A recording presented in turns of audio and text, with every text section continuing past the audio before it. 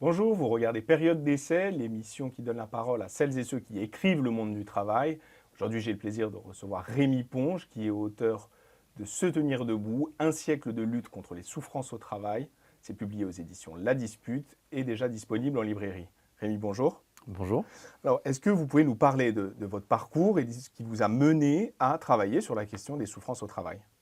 Absolument. Donc du coup, moi je suis maître de conférence en sociologie. Pour en arriver là, j'ai fait une thèse de sociologie, donc c'est-à-dire que j'ai étudié un sujet pendant plusieurs années, donc là en l'occurrence le sujet de la souffrance au travail et de la manière dont tout un tas d'acteurs, syndicalistes, scientifiques, médecins, inspecteurs du travail s'en sont emparés. Et voilà, et après j'ai eu la chance d'être recruté à l'université. Actuellement, je travaille à l'université d'Aix-Marseille. Alors, pourquoi avoir choisi ce titre, Se tenir debout?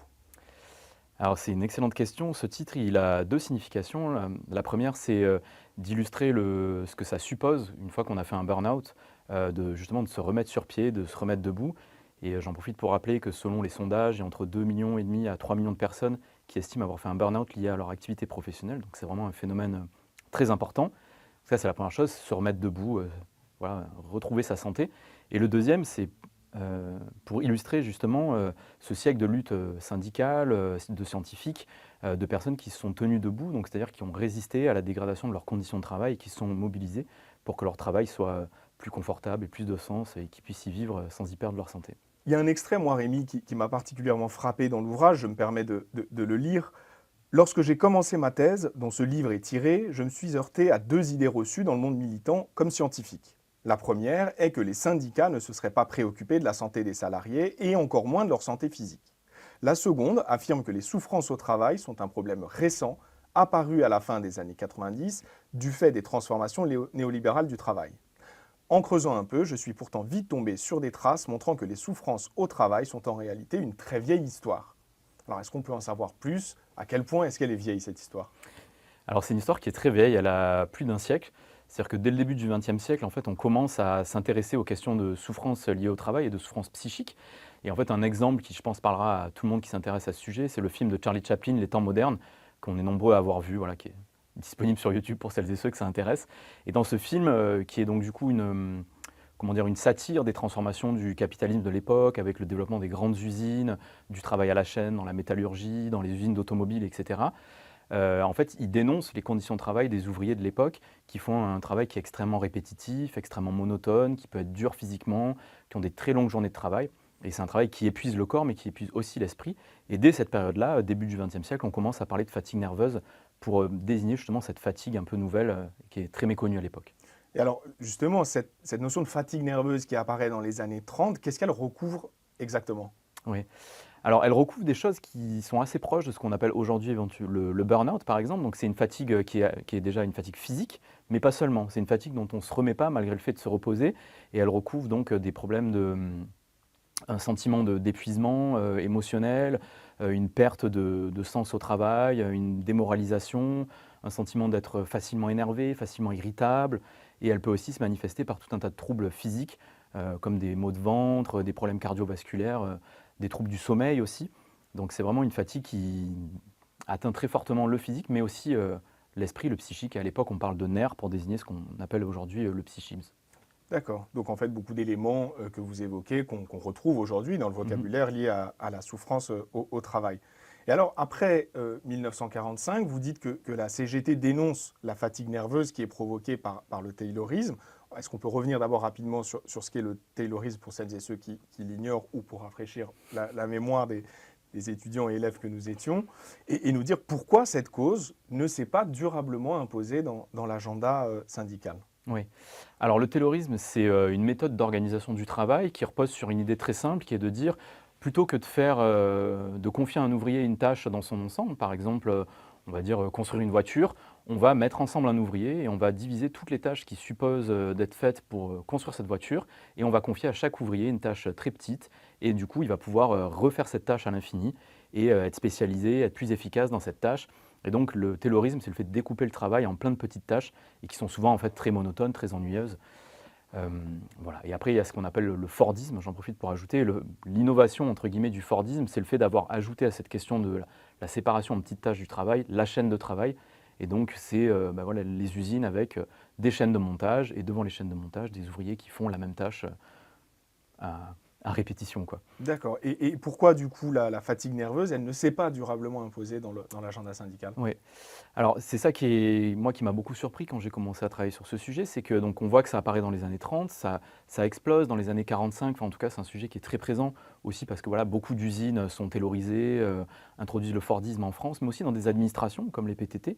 Et les syndicats, notamment la CGT, donc la Confédération Générale du Travail, qui à l'époque est le premier syndicat français, s'emparent de cette question parce qu'il y a de nombreux ouvriers et beaucoup d'ouvrières aussi qui se plaignent des conditions de travail, qui ont ces problèmes de fatigue nerveuse.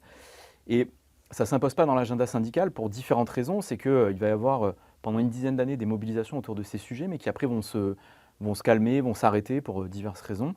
Il y a aussi une difficulté des syndicats à faire reconnaître cette fatigue nerveuse comme une maladie professionnelle, c'est-à-dire à faire en sorte qu'elle puisse être prise en charge par la sécurité sociale et reconnue juridiquement. Et après, il y a aussi un autre élément plutôt lié au fonctionnement des organisations syndicales, c'est que les questions de santé au travail sont des questions importantes pour les syndicats, mais qui sont un peu plus secondaires et qui ont souvent été mises derrière les questions d'amélioration de salaire ou de lutte pour l'emploi, notamment. On va faire un bond de quelques décennies, parce que vous soulignez le rôle des mobilisations ouvrières et notamment féminines dans Mhm. les années 60-70. En quoi est-ce que ces luttes, elles ont contribué à remettre cette question de la souffrance au travail sur la table? Oui. Alors ces luttes, elles sont très importantes et elles sont assez décisives dans l'histoire qui nous intéresse, hein, parce que donc c'est des luttes qui surviennent dans les années 60, de femmes principalement, qui travaillent dans des usines textiles, mais aussi qui fabriquent des téléviseurs, des postes de radio, voilà, tout un ensemble d'objets qui représentent la modernité de l'époque, associés aux Trente Glorieuses. Et en fait, ces femmes, elles ont un travail très dur, très pénible, extrêmement répétitif. Elles sont souvent payées à la pièce. Donc, c'est-à-dire que plus elles produisent, plus elles sont payées. Elles font des très longues journées de travail. Et elles ont tous ces problèmes de fatigue nerveuse dont on parlait au début de notre échange. Et en fait, ces femmes, elles vont se mobiliser et elles vont dénoncer leurs conditions de travail et l'impact sur la santé psychique. Et elles sont décisives aussi parce que justement, en faisant ça, elles vont prendre à rebours tout un discours médical et aussi patronal qui est extrêmement répandu à l'époque et qu'on peut encore retrouver aujourd'hui, qui va dire qu'en fait, si ces femmes ont des problèmes de fatigue nerveuse, font à l'époque ce qu'on appelle des crises de nerfs, c'est parce qu'elles sont fragiles. En tant que femmes, elles sont plus fragiles que les hommes, elles résistent moins à des formes de pression, ou alors on va mettre en cause leur vie en disant c'est des femmes qui sortent beaucoup, elles ne sont pas mariées, elles mènent une vie un peu décousue, et donc c'est ça qui les épuise, c'est pas tellement leurs conditions de travail. Et parmi les éléments que vous évoquez, quels sont ceux qu'on retrouve encore aujourd'hui dans ces discours? Bah, dans ces discours sur les questions de souffrance au travail, on a l'impression que c'est systématiquement nécessaire en fait, de remontrer que ces souffrances elles sont liées à l'organisation du travail et aux conditions de travail, et pas à des fragilités individuelles. Et ça, c'est un discours qui est encore très présent, à la fois par un manque de formation aussi sur ces questions-là, parce que on a souvent tendance à penser que ce qui est psychique, en fait, ça se passe dans la tête, donc c'est pas forcément lié à l'environnement matériel immédiat. Et ça, c'est un vrai obstacle à une prévention efficace, justement. Alors, dans les années 80-90, il y a un tournant qui est l'apparition du mot stress. Qu'est-ce que ce terme change dans la perception publique des souffrances au travail? Oui.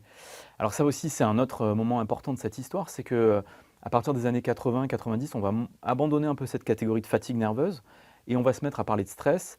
Et en fait, il y a plusieurs changements. Un premier changement important, c'est qu'on va avoir de nouvelles études scientifiques très solides avec une nouvelle démarche plutôt basée sur l'épidémiologie, donc beaucoup d'enquêtes par questionnaire auprès de vastes échantillons de population, de plusieurs milliers de salariés qu'on interroge sur leurs conditions de travail. Et ces études, elles sont couplées à des travaux médicaux qui vont. Il y a tout un tas de marqueurs biologiques quand on a des problématiques enfin quand on est stressé, en gros, dans le corps. Et elles vont montrer en fait que des conditions de travail qui sont les mêmes que celles qu'on dénonçait 10 ou 20 ans plus tard, c'est-à-dire un travail répétitif, monotone, etc., en fait génèrent tout un tas de troubles, des dépressions, ce qu'on appelle des troubles anxieux, mais aussi des problèmes cardiovasculaires, des problèmes de troubles digestifs. Et en fait, ces études, elles sont vachement importantes parce qu'elles vont permettre vraiment de donner une assise scientifique et une légitimité très forte au discours qui dénonce l'impact des mauvaises conditions de travail sur la santé mentale. Et un autre élément qui est important, c'est que ces études, elles vont être reprises après par des organismes internationaux, comme l'Organisation internationale du travail, qui vont leur donner une large diffusion. Et du coup, ça va permettre de légitimer cette approche qui fait le lien entre le travail et la santé mentale. Donc c'est vraiment le fait que des scientifiques se saisissent de la question qui va donner une portée un peu plus grande, je dirais, à cette question des souffrances. Oui, absolument. Et ce qui est important de préciser, c'est que C'est une alliance en fait entre des scientifiques et ces organisations internationales dont je parlais, comme l'Organisation internationale du travail, mais c'est des scientifiques qui ont aussi une volonté de produire des savoirs critiques de l'organisation du travail, parce qu'il y a plusieurs approches du stress, hein. Il y a aussi une approche qui va dire que le stress, c'est plutôt justement encore une fois un problème individuel, lié à la manière dont les gens perçoivent leurs conditions de travail, perçoivent leurs ressources, perçoivent leurs charges de travail. Et donc dans cette approche, il vaut mieux agir sur les personnes, les former à la gestion du stress par exemple, au management, plutôt que modifier l'organisation du travail. Et ces savoirs dont je parlais, qui dénoncent l'organisation du travail, justement, ils prennent à rebours cette approche individualisante et un peu psychologisante du stress. D'accord. Et est-ce que ce tournant donc, des années 80-90, est-ce qu'il n'est pas dû au fait que ce sont désormais des cadres Mhm. qui sont touchés et que de fait la question devient plus importante et plus médiatique dans Oui. la société? Oui, oui, absolument. Ça, c'est un changement aussi assez majeur, hein. En France, en tout cas, c'est que dans les années 90, on a cette explosion des articles de presse, des émissions sur la question du stress, etc. Mais on parle alors du stress des cadres. On a abandonné les catégories ouvrières et employées quand on en parle, qui pourtant restent encore les personnes qui sont les plus exposées à tout un tas de facteurs de risque mauvais pour la santé mentale. Et en fait, il y a des travaux qui montrent que cet intérêt médiatique, il est lié aussi au fait que les journalistes se reconnaissent en fait dans le statut de cadre, ils se reconnaissent dans les dégradations des conditions de travail que connaissent à l'époque les cadres. Et il y a aussi un marché en fait économique, de la presse, notamment de la presse économique, en direction des cadres. Et donc du coup, elle voit dans la question du stress professionnel une manière d'intéresser les cadres et de leur parler d'un sujet qui les touche de manière importante, quoi. Dans le livre, vous revenez longuement sur les suicides en entreprise, alors notamment chez Renault et France Télécom.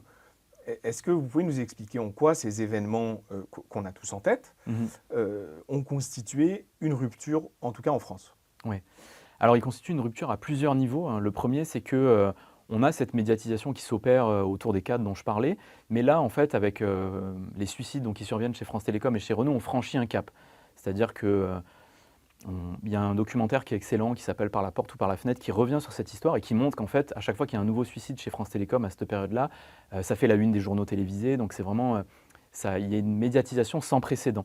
Et cette médiatisation, elle est très importante aussi parce que France Télécom et Renault sont des entreprises qui étaient publiques ou anciennement publiques, dont l'État est encore actionnaire.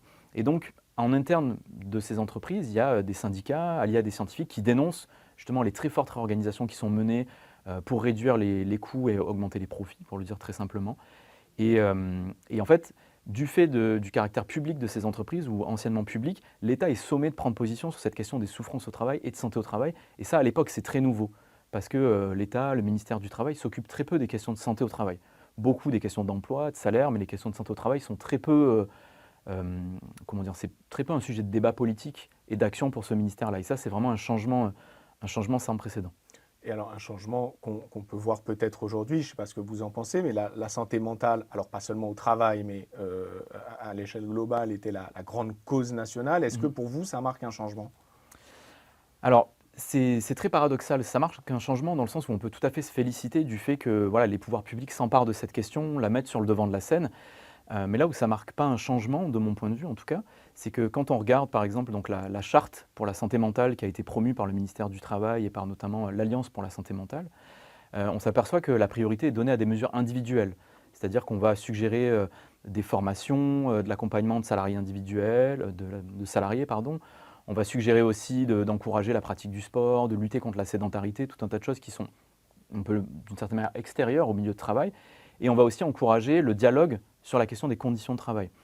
Et là, on est déjà plus, avec le dialogue sur les conditions de travail, sur la véritable cause des problèmes qui se situent dans le travail. En revanche, on n'a pas de mesures vraiment contraignantes, ou en tout cas de mesures vraiment fortes d'incitation.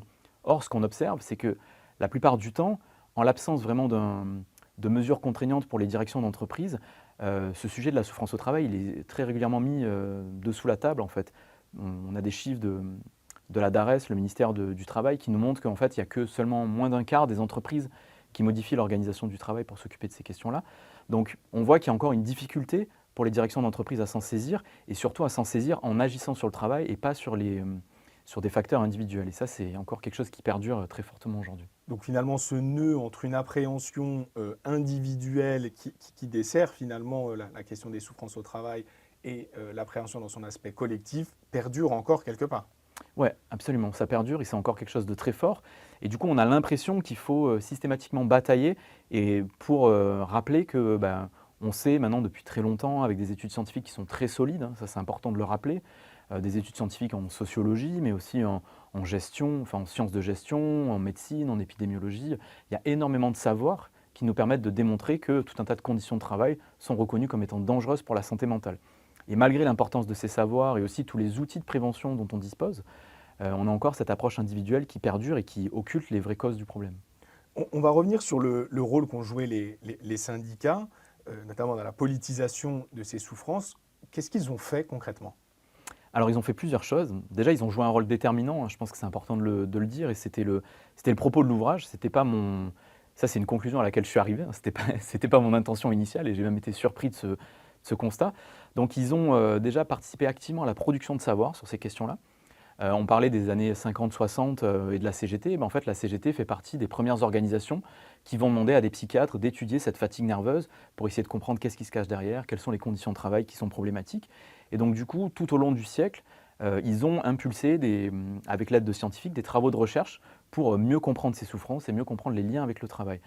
Ils ont aussi, ils se sont mobilisés depuis très longtemps, depuis les années 50, pour demander justement la reconnaissance de ces souffrances, des formes de dépression, de burn-out, etc., en maladie professionnelle et leur prise en charge par la sécurité sociale, sans y arriver malheureusement, pour voilà, notamment un refus de la part des organisations patronales d'aller dans cette direction. Et après, ils ont participé malgré cette difficulté à le faire reconnaître en maladie professionnelle, à élargir la réglementation et le droit du travail sur ces questions-là et à renforcer les obligations qui pèsent sur les employeurs en matière de prévention de la santé mentale. Vous avez bien insisté sur leur investissement dans la lutte contre les souffrances au travail, mais pourtant, vous dites aussi que ça n'a jamais été un combat central Mhm. de leur cause. Qu'est-ce qui a fait que le sujet n'a pas été appréhendé comme un sujet principal? Oui, alors ça c'est une question complexe et c'est vrai que c'est une situation paradoxale aussi, hein. C'est que si on regarde les organisations syndicales avec, comment dire, avec une forme de transparence, on voit à la fois leur rôle pionnier, mais on voit à la fois ce mouvement de va-et-vient, c'est-à-dire qu'ils s'emparent de ces questions-là, notamment quand il y a des mobilisations sociales importantes, notamment quand ils peuvent faire le lien avec des enjeux de syndicalisation, et en même temps, régulièrement, le sujet passe un petit peu au second plan. Et ça, c'est lié à plusieurs raisons. De mon point de vue, la principale, c'est que les questions de santé au travail en France, ce qu'il faut bien comprendre, c'est que c'est des questions qui sont très peu débattues politiquement. C'est-à-dire que la question de l'emploi, par exemple, est une question qui revient régulièrement dans le débat public. La question de la fiscalité aussi, on en a un bon exemple au moment où on se parle, où il est question d'élaborer le budget pour notre pays.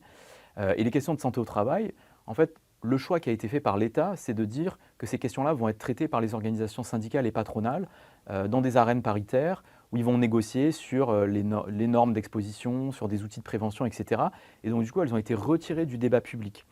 Et ça a fait que ces questions-là sont devenues plutôt des questions techniques, prises en charge par des militants syndicaux spécialisés sur ce sujet-là, et pas vraiment des questions centrales dans les agendas syndicaux revendicatifs, parce qu'elles sont moins centrales dans le débat public.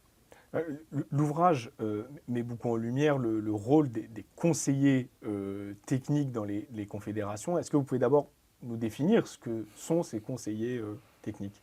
Oui, alors c'est des acteurs de l'ombre qui sont très peu connus, hein, et de l'ombre parce que justement quand on pense aux organisations syndicales, on va plutôt avoir en tête les figures qu'on voit à la télévision, voilà, Sophie Binet pour la CGT, Marie-Lise Léon pour la CFDT par exemple, qui elles sont donc les principales responsables de leur organisation, et il y a tout un tas de responsables politiques de premier plan, mais ces responsables politiques sont aidés en fait dans leur activité quotidienne par justement ces conseillers techniques qui sont des gens qui sont en charge de dossiers, qui préparent, qui élaborent pour aider les premiers dirigeants de leur centrale syndicale. Et alors, pourquoi leur rôle est décisif sur la question des souffrances au travail? Et leur rôle est décisif parce que justement, comme cette question de santé au travail était importante, mais jugée moins importante que d'autres sujets, en fait, ce sont ces conseillers techniques qui s'en sont occupés, et ce depuis très longtemps. Et eux, ils ont régulièrement mis en place tout un tas d'actions et d'activités autour de ces questions-là. Et donc, du coup, ils ont participé aussi à construire un peu la politique revendicative, syndicale, aussi bien de la CGT que de la CFDT. Alors aujourd'hui, on parle énormément de bien-être au travail, des souffrances aussi au travail. Est-ce que ça ne masque pas un peu la réalité que vous décrivez? Ben, en effet, ça la masque pour les raisons qu'on évoquait précédemment, c'est-à-dire que on va plutôt parler de bien-être plutôt que de risques professionnels. Alors que dans la réglementation, dans le droit du travail, ce qu'il faut prévenir, ce sont les risques au travail. Évidemment, favoriser le bien-être, tout le monde est pour, mais si on en parle comme ça reste un peu vague. Et la meilleure manière de favoriser le bien-être, ça reste de faire ce que nous recommande le Code du travail, c'est-à-dire de lutter contre les risques, de lutter contre les mauvaises conditions de travail et de prévenir ces risques. Et pour ça, il y a tout un tas d'outils de prévention qu'on peut utiliser et il y a une obligation de la part des employeurs. De mon point de vue, c'est plutôt dans cette direction-là qu'il faut aller, notamment voilà, en luttant contre ce qu'on appelle les facteurs de risque psychosociaux, que sont voilà, l'intensité du travail, le manque d'autonomie, la perte de sens au travail, le fait d'être dans des situations où on doit masquer ses émotions, continuer à faire bonne figure, même quand on se fait insulter par un client au téléphone, par exemple. Tout ça constitue des facteurs de risque psychosociaux et ces facteurs-là sont bien connus, bien étudiés et on est beaucoup plus efficace quand on lutte contre ces facteurs-là plutôt que quand on essaie de faire une promotion du bien-être un peu vague.